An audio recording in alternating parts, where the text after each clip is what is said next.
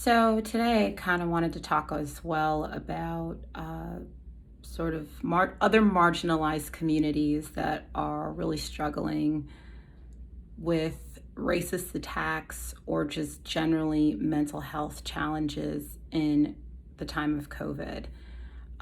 We've talked a lot about how COVID exacerbates inequities that are already present in society, particularly among Black and Brown folks who are getting COVID at a disproportional rate.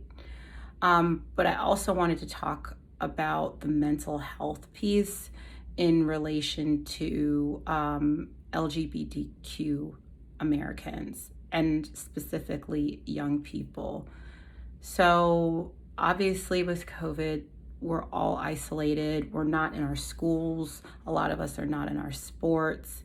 We're missing that connection between each other in society. And this is particularly important with young people. They're still developing their sense of self and they're trying to understand themselves outside of us, the parents, and understand who they're going to be when they're with their friends, who are they going to be in society. And that takes them needing to be at school, at their extracurriculars, around with their friends to really develop who they are as people. Um, this is particularly important with LGBTQ kids and young adults. They're struggling even more so because they have a harder time finding people that they connect with and can understand what they're going through. And their community is really strong because they serve as a need and as a foundation to help them through those challenging questions. We have seen a rise in suicides during COVID, and it really, quite honestly, scares the life out of me because a lot of that can be traced to the sense of isolation that a lot of these young people are feeling. And it must be incredibly stressful as a parent to have a young teen or a young person in your life and constantly worrying about if they're okay and thinking that because they're in your house, you have your eyes on them and they must be okay. And that doesn't necessarily mean anything. And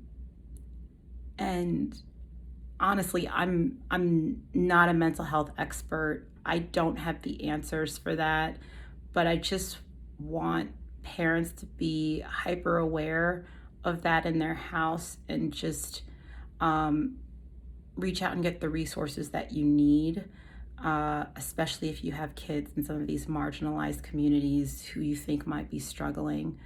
I'll include and tag some of my friends who are mental health experts and do counseling with young people and see if they can provide some maybe tips that parents should either be looking for or should be concerned about, so that you can get the appropriate help that you may need to help with your children.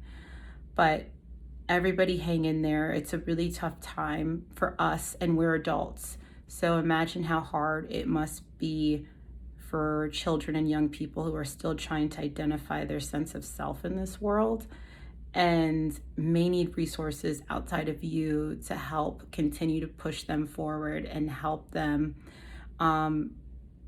while we battle this pandemic.